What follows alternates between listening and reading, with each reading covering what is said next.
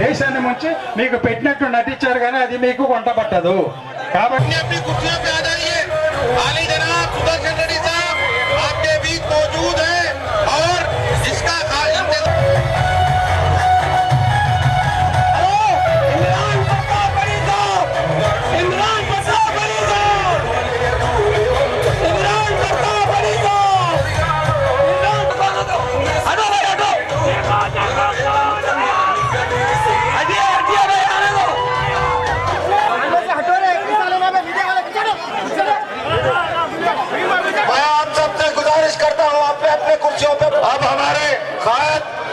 हमारे भोजन असेंबली के उम्मीदवार आली जनाब सुदर्शन रेड्डी साहब को बात करने के लिए मैं दावत देता हूं।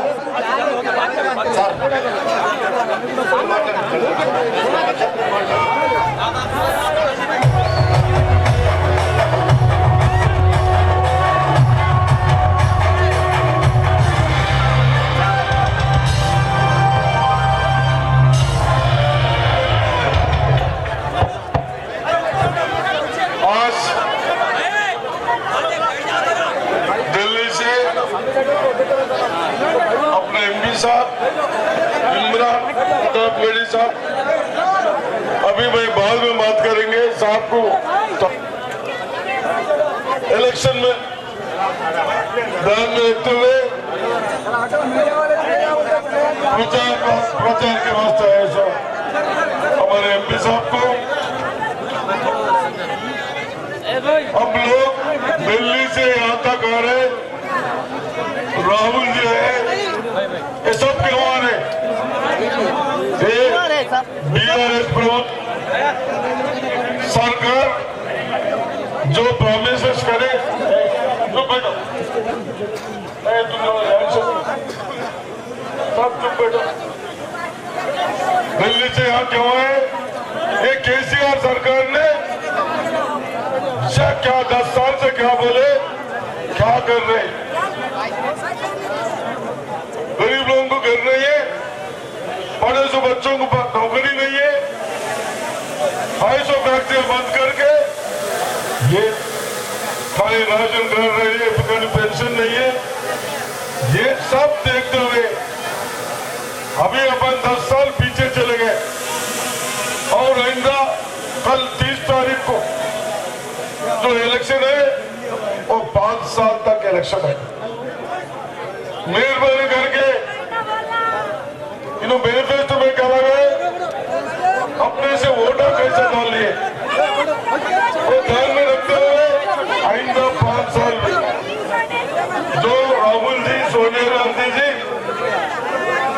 अपने देखते जो तेलंगाना देने वाले तेलंगाना देने के बाद भी डेवलप नहीं हुआ के मैनिफेस्टो में लगाए वो मैनिफेस्टो एमपी साहब बोलते इलेक्शन में 30 तारीख को शकील भाई को बहुत देख लिए 10 साल देख लिए शकील साहब उनको काम है तो भाई उनको काम गया काउंसिलर कारपोरेटर के ऊपर भी केस बना था वो भी 307 कारपोरेटर कोई गलती नहीं करे आपका कारपोरेटर हमारे वार्ड में प्रॉब्लम है एमएलए साहब थोड़ा वो काम करो बोले तो क्या पूछते बोल के 307 लगाते ऐसा एमएलए और देखना चाहेगा अपने को मेहरबानी करके मैं जब था 10, 15, 20 साल में जो डेवलप हुआ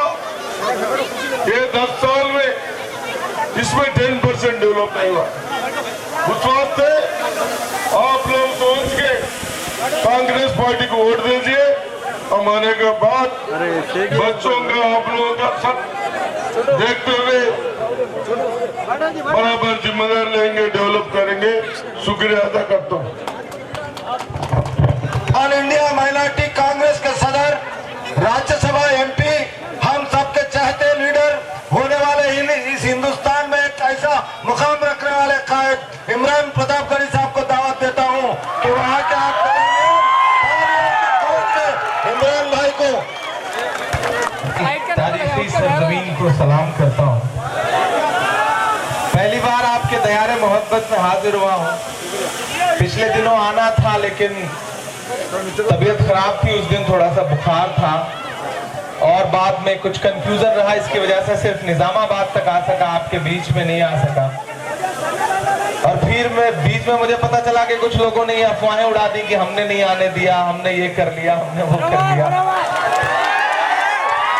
अल्लाह का करम है, मैं अपनी मर्जी से चलता हूँ, अपनी मर्जी से जाता हूँ। दुनिया की कोई ताकत ना तो खरीद सकती है ना रोक सकती है। गलतफहमी लोग दिलों से निकाल दें। पहली बार आपके बीच में आया हूँ और आज कांग्रेस पार्टी के जो हमारे कैंडिडेट हैं, आपके जाने माने, आपके पहचाने हुए, आपके अपने सुदर्शन रेड्डी जी, उनके लिए, उनकी तायीद में, उनकी हिमायत में आपके बीच में खड़ा हूँ। बोधन वालों, आप बहुत सियासी तौर पे बेदार लोग हैं, आपसे बहुत ज्यादा कुछ नहीं कहना है। यहाँ बड़ी तादाद में मेरी माएं बहनें भी बैठी हैं, मैं उनसे भी मुखातिब हूँ। ये जो इलेक्शन है वो बहुत अहम इलेक्शन है। अगर आपको ये लगता है कि ये इलेक्शन सिर्फ असेंबली का इलेक्शन है तो नहीं, ये सिर्फ असेंबली का इलेक्शन नहीं है। 30 नवंबर को जब आप अपने घरों से निकल करके वोट देने के लिए बूथ पर जाएंगे तो ये सोच के जाइएगा कि ये इलेक्शन सिर्फ असेंबली का इलेक्शन नहीं है, बल्कि आने वाले 2024 का सेमीफाइनल है।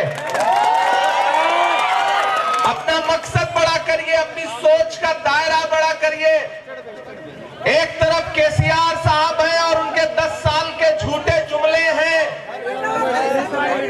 और एक तरफ कांग्रेस पार्टी है जो आंखों में नए ख्वाब लेकर के आई है तेलंगाना के लिए। यहाँ मेरी खवातीन बहनें माएं बैठी हैं।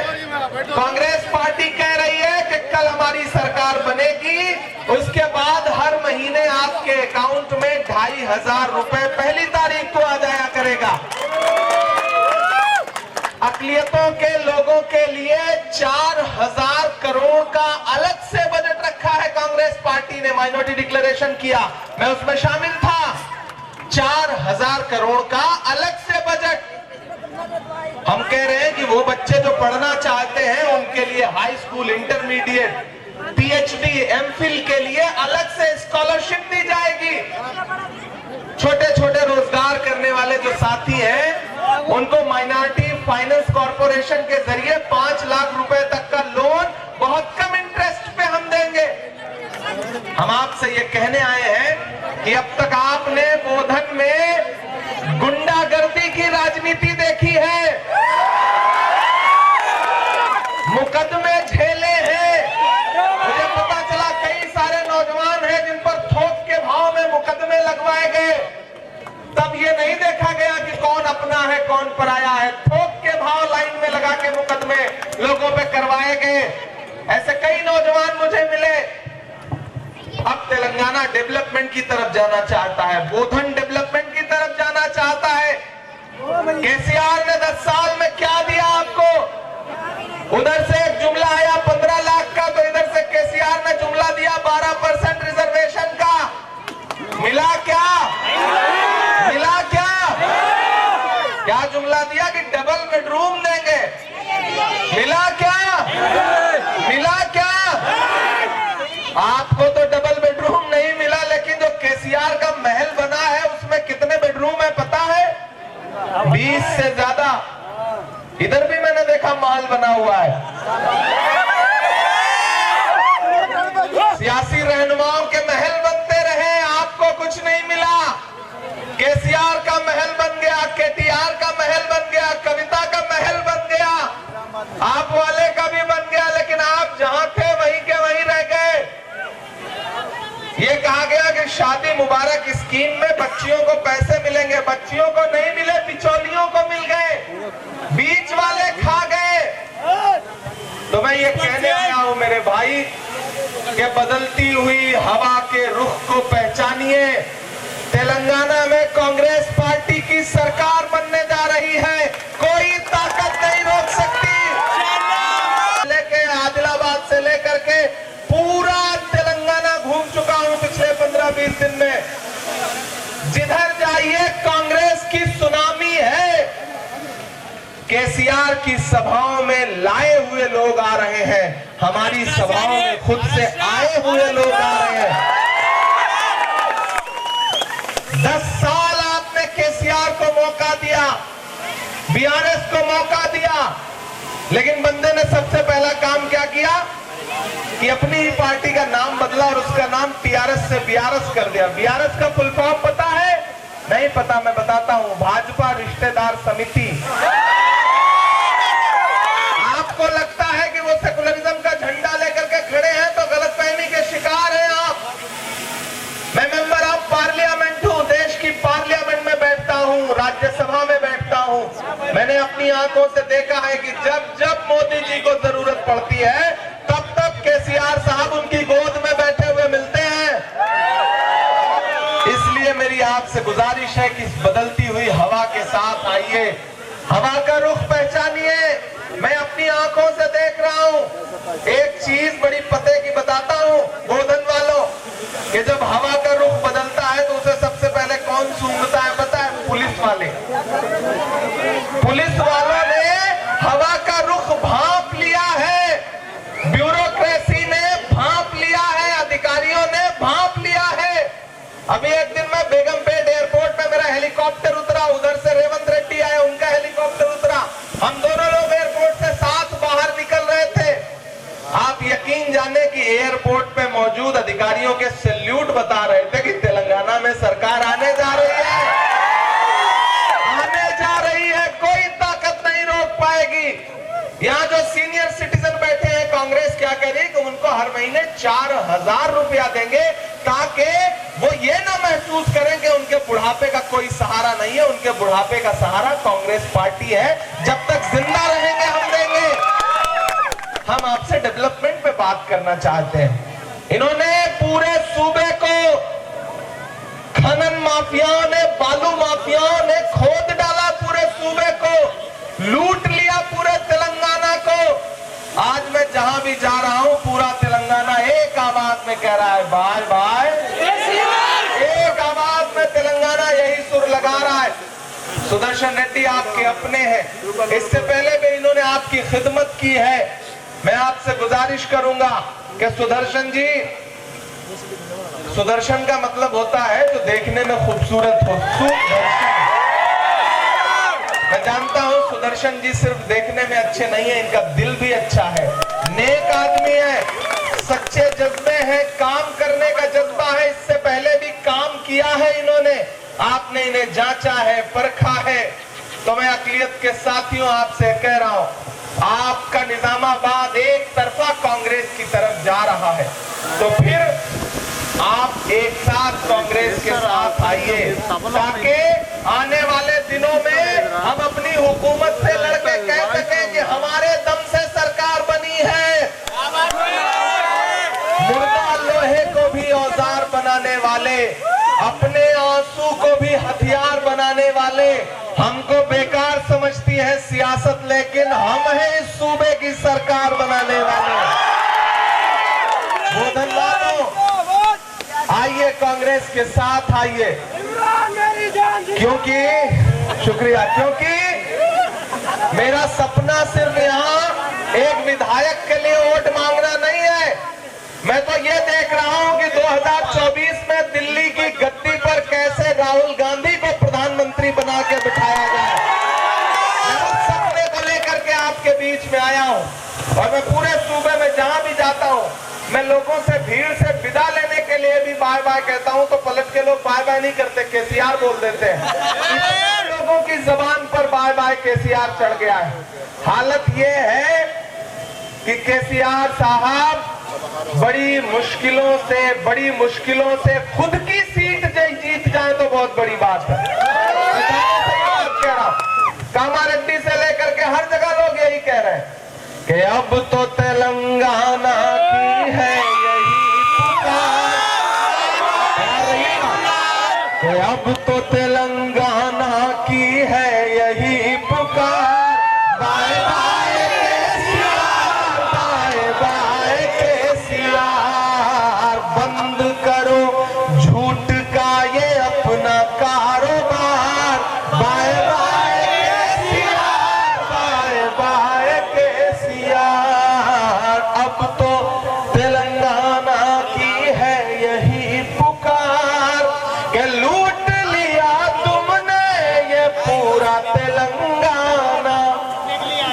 लूट लिया तुमने ये पूरा तेलंगाना, झूठ मूठ का वो बनाओ ना बहाना, माला माल हो गए सब तेरे रिश्तेदार,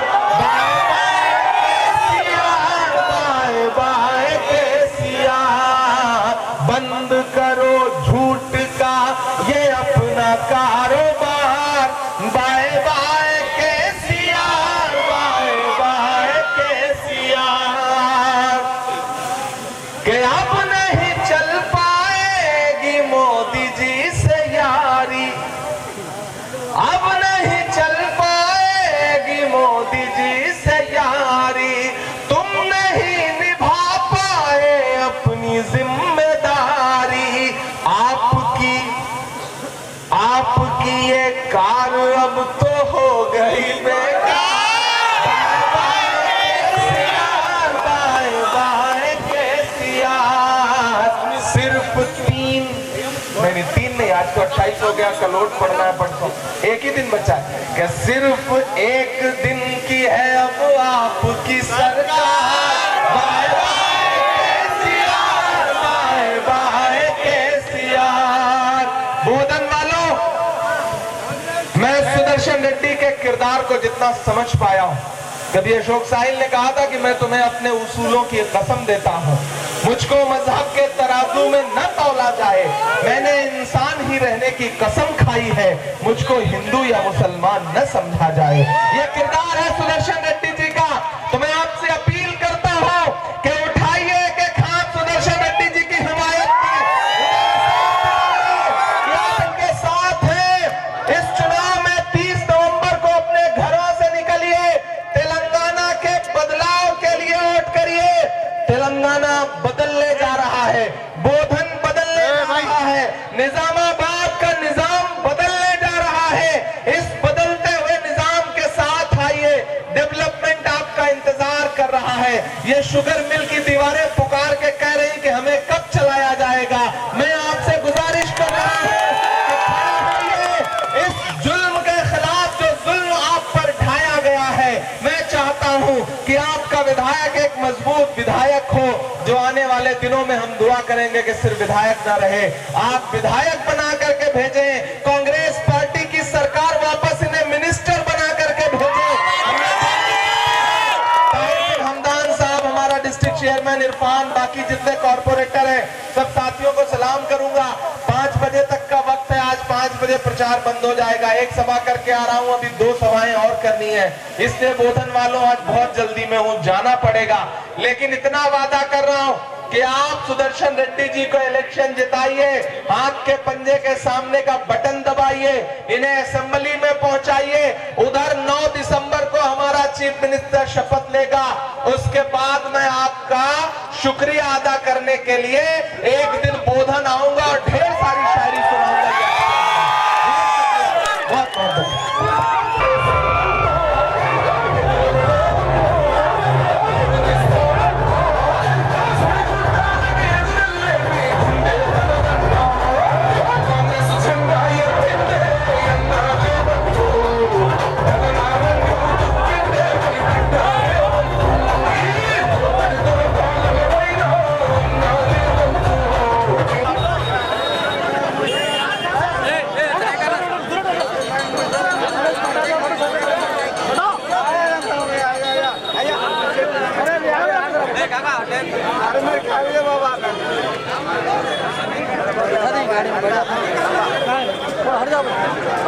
गाड़ी कहाँ है सर? डब्बू भाई गाड़ी ला बोलो। गाड़ी साइड से आ रहा है, आगे चलो।